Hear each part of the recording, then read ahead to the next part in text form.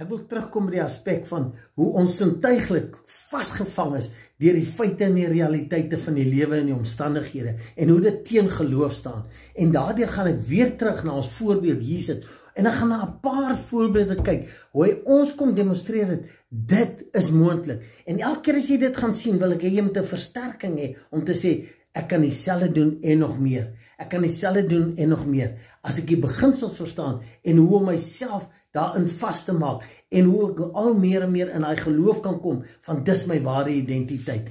En dis niks anders as wat ek glo ons nodig het juis in die tyd nie. Mense kyk na die ekonomie, mense kyk na die regering en alles val plat en al wat toeneem is vrees, benoudheid, angs en almal wil net vlug. In plaas daarvan om te sê, wel, as dit voel vir jou hier's in die hoek van die muur, om juist te gaan sê, daar is 'n ander manier, daar's iets anders. En hoe gouer ek daarin gaan tap, hoe gouer gaan ek 'n ander belewenis hê in die lewe.